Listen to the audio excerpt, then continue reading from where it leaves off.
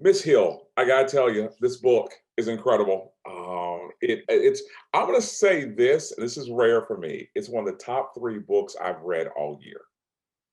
Well, that's a big compliment, and I don't want to. I don't want to take a blow to the ego by asking you how many you read this year.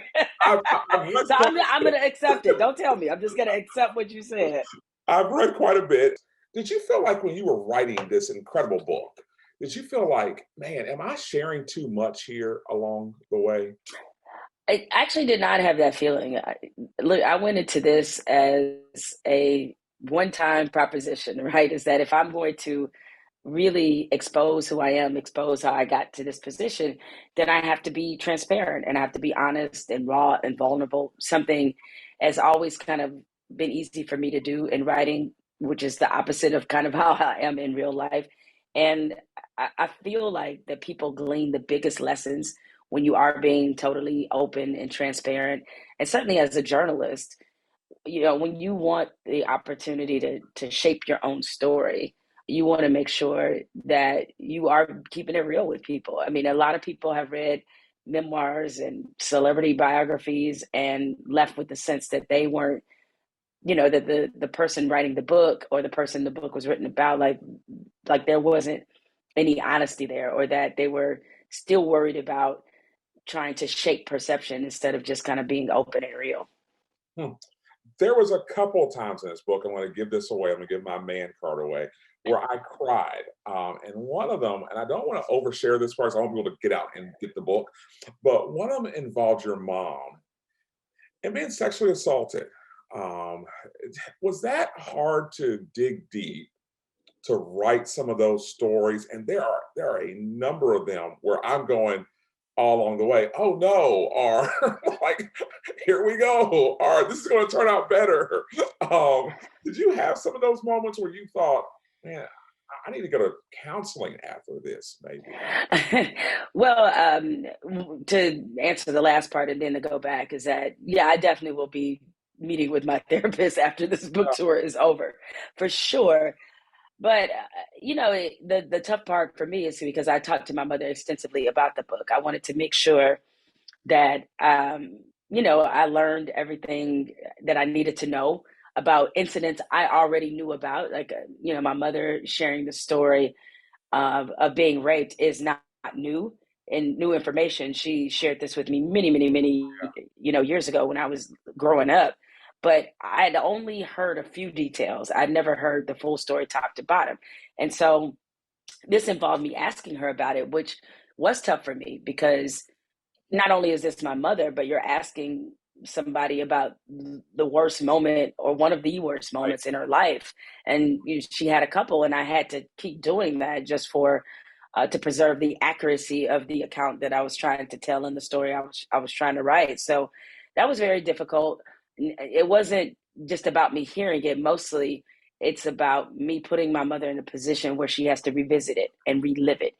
And I made sure I waited a long time before I had those particular conversations. We talked throughout about other parts of the book of, sharing stories and just me just getting a feel for our family history, things that were a lot lighter. And I saved all the heavy stuff for later conversations so that she would not be constantly bombarded with me, um, almost re-traumatizing her again. I just didn't want to have that feeling. But she was very open and she was ready to share. And I do think that this process has been very healing for her because it's giving her some agency in her own story.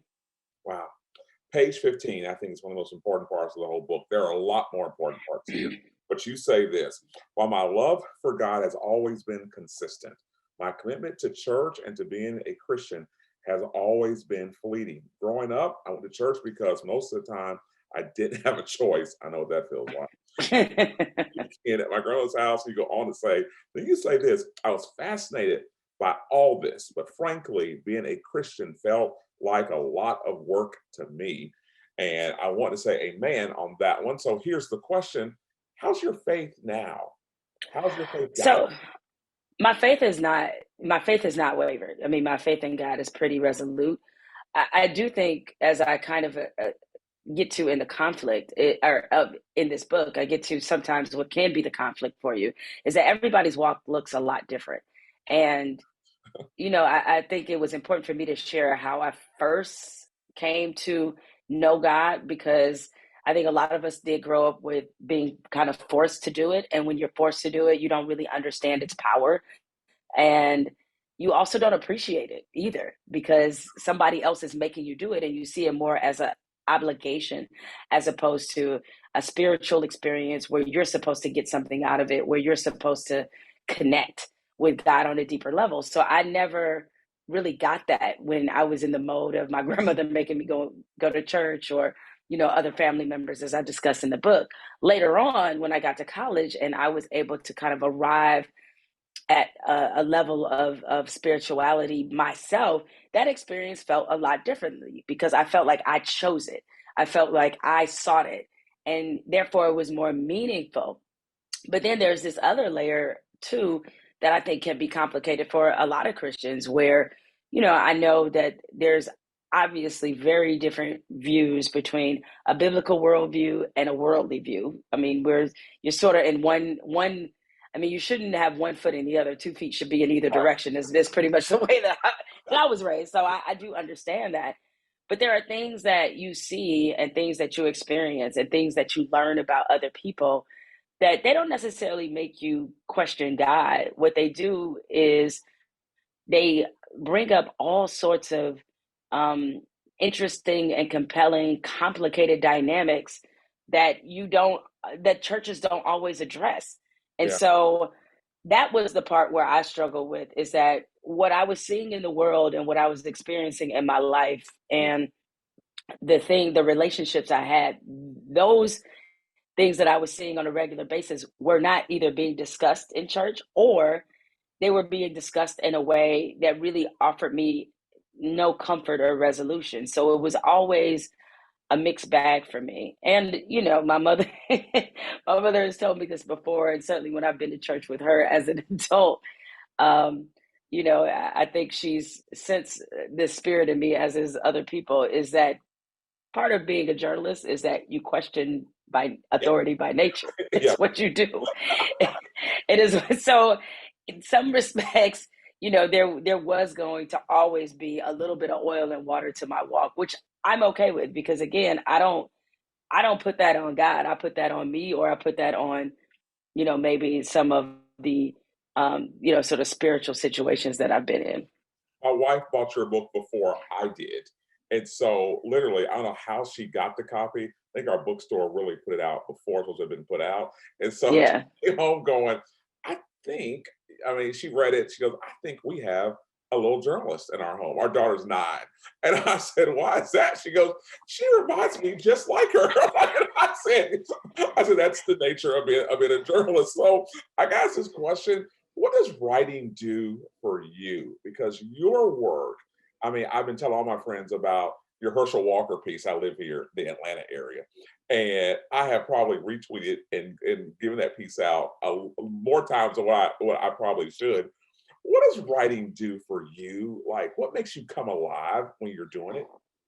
That's a great question. I think writing was, as I described at various points in the book in various ways, was always a safe haven for me.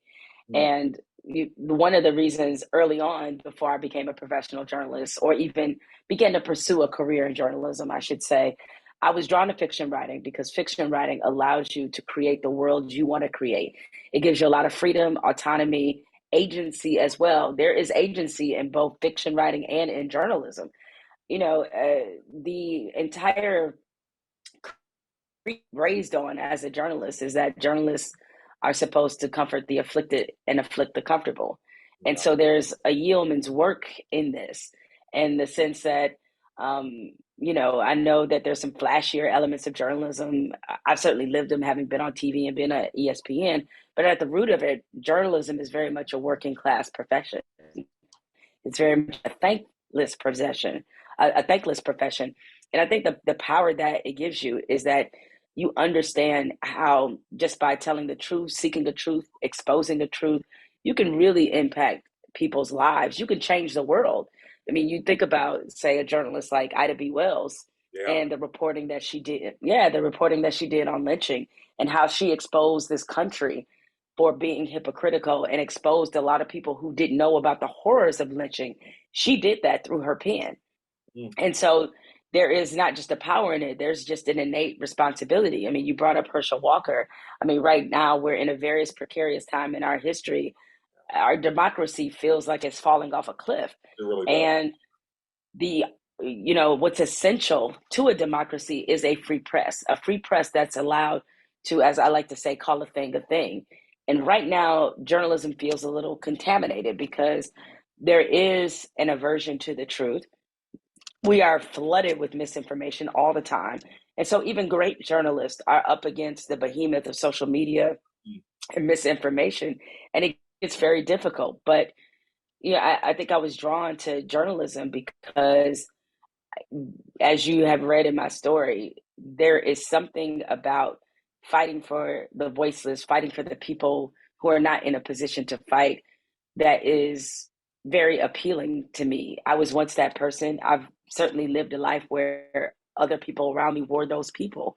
And somebody has to fight for them. Somebody has to point out the injustice, the wrongs, um, where we can be better. Somebody has to do that. And so I think even though I wrote about sports and had written about sports the majority of my career, I think that's why I was kind of drawn to journalism. Mm. Question. Let's say there's a young adult out there who wants to be a journalist. What advice would you give to them? Biggest piece of advice I can give them is to worry about the craft. I get it. There's a lot of younger journalists now. This was not the way when I was coming up. When I was coming up, if you wanted to be a print reporter, that's what you did. Print reporters didn't care about being on TV. And now there is definitely a strong draw for them to all want to be on TV. For them, everybody wants to be famous. Everybody wants to have a brand. You can't have a brand without a product. Your product is the work. The work is what Right. will make you a brand.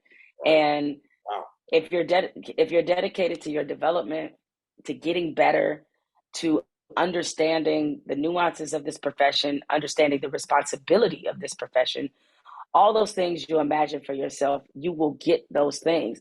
But you have to put in the work first. And you have to do it in the spirit of loving it regardless, and not just loving the things that it gives you. I love this profession just as much today as I did when I was working back at the Lansing State Journal in college and I was getting paid $30 a story. I love it the same. The same. It's like even I mean even all throughout all these years, it's still one of those things where you look at it and you go, I've got to do this still. Yeah, I mean, because I was really, I know it always sounds very corny when people say this, but I feel like it's definitely true in my case. Like, I was born to do this. I can't do math. Not really any good at science.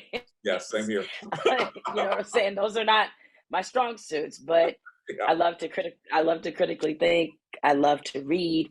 I love to explain the world. I love context. I love this idea as again of being there to provide a voice for the voiceless. Those are all the things I'm drawn to. So um I think for me that love is going to always be consistent with me. Like, I will always love journalism, and not just for the things that it gave me. I love it because um it's something really bigger than me that I can feel a part of, that I never imagined Yeah. it would really feel like this.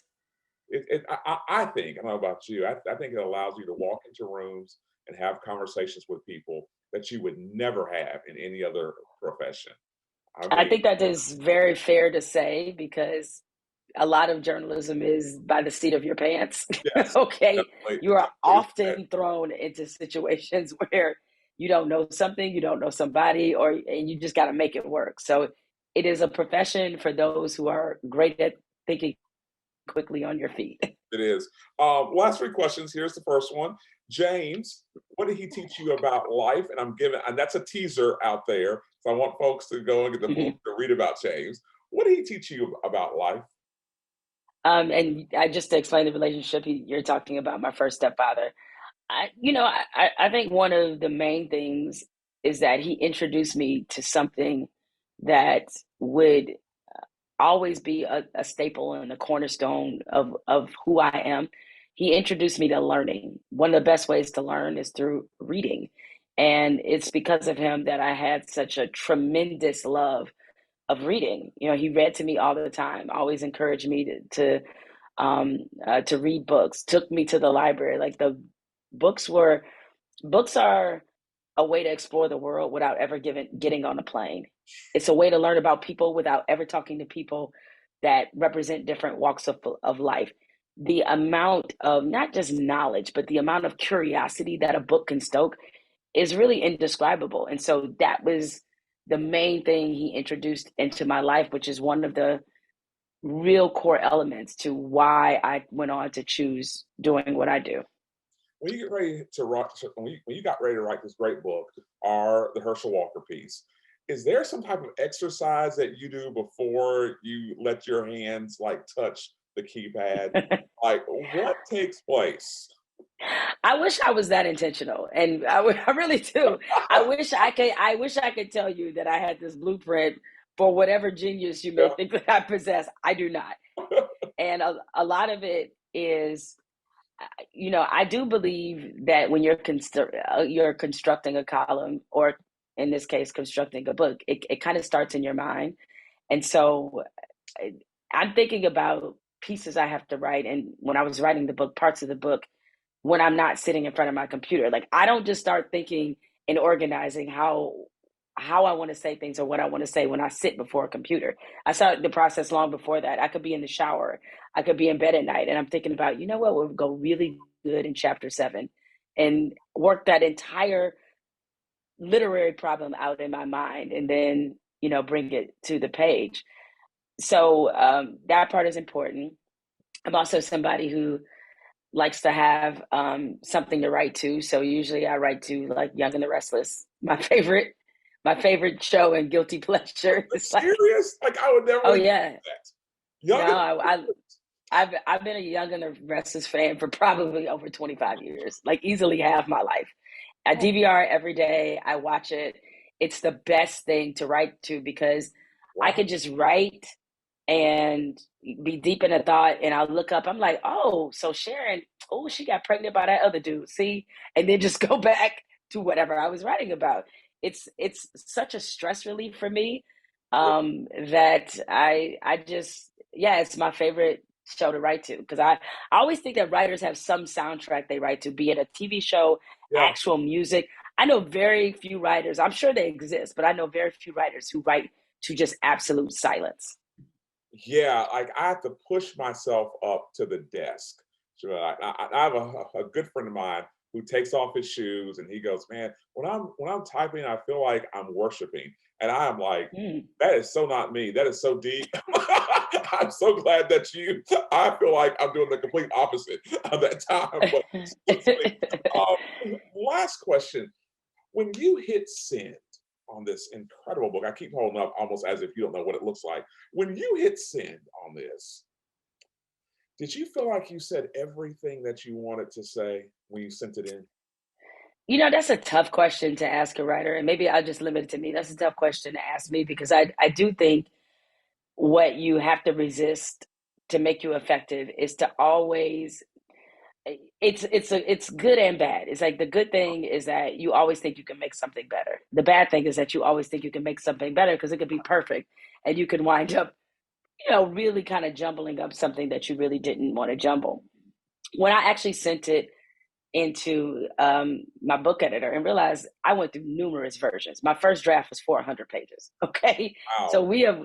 we have gone through numerous versions, and so what I try to do is not work in reverse, not go back, because if I go back, then I'm going to think about, oh, I want to say this or I want to do this. I don't want to tamper with the recipe too much.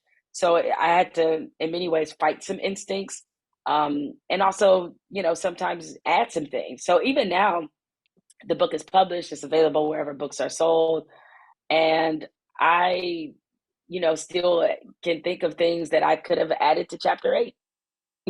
I could, but I think that's okay. I mean, I think it's all right if you A, leave them wanting more, or B, feel like you got more meat on the bone. I think those are totally fine feelings. It's just, as a writer, you got to get over that.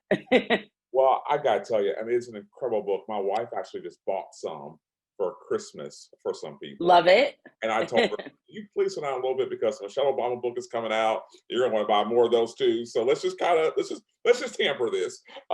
So we have multiple copies of this in our home because she thinks, as a counselor, that you cover so many incredible topics, whether it's trauma or the mother and daughter stereotype that we tend to honestly have in our community, that the mom is always great and loving, and that's not true for most people. And so she Hmm. says, as a counselor, that you have given her this book as a gift, and so she's given it to some of her people already. Well, I think that's an extraordinary compliment, especially given your wife's profession.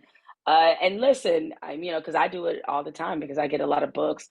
A lot of times after I read books, I donate them to the library, which I think is one of our greatest resources. So there's room for me and Michelle Obama. And if it gets a little crowded, you can always donate one, or if not both of us, to your local public What I'm library. gonna do is I'm gonna start a GoFundMe account, and it's gonna be called the Hill and Obama account.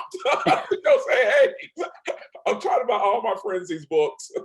Can you give to it? But I would tell anyone to pick this up. And the Herschel Walker piece, you nailed it. Jamal Bryant, I think, preached your He piece, did. by the way. Yo, he dropped a word, and everything he said was, obviously on point. And most importantly, I was glad that he, and I hope other Black pastors follow suit, is that I know there's a fine line between politics and the church. I understand that. And, to be a 501c3, you're not supposed to be politically engaged. And yet, so often I look up and I see a lot of white evangelicals having no shame No, bringing in political candidates. And frankly, the more disconcerting part is not their interest and involvement in politics. It's the fact, the disturbing part is the politics they're preaching, which are very heavy white nationalism, very heavy white supremacy. And that, uh, I feel like Black pastors, they're, as you know, the history of our movements, Black pastors were the central component to that, is because church is one of the few places, and I'm not saying this with 100% certainty, where Black people felt safe. And it was also the place where we socialized. And, obviously the center of a lot of justice movements now are not church based. And I do think, though, still pastors and those who are church leadership have a very unique position in terms of the people that they reach. And they cannot afford to not match the energy that some of these white evangelicals have in their pulpits, because it's real out here. I'm So, serious. He started doing yeah. interviews in white churches long before we started talking about it. So when people are asking, Hmm. how did he get here? He was in Charles Stanley's church. He was in some of the wealthiest large white churches here in the area 6 months ago. And I saw this train coming then, and I just cannot believe that we are here today. And your word, it is such an insult to me. I mean, it really is. And I literally have had to pray every night to go, God, guard my heart with this one I because know. I I'm know. so afraid of this. I mean, I just cannot believe that we're here. But your I word, I understand. think, brought a good prophetic word with Jamal Bryant. So thank you. Well, thank you. I appreciate this conversation. Oh, Thank you for your wonderful questions. And please thank your wife for what she said about the book as well. GoFundMe account's coming. Thank you. Please All have right. a great Take it. afternoon. Thank you so You much too. for your time. All Bye. right.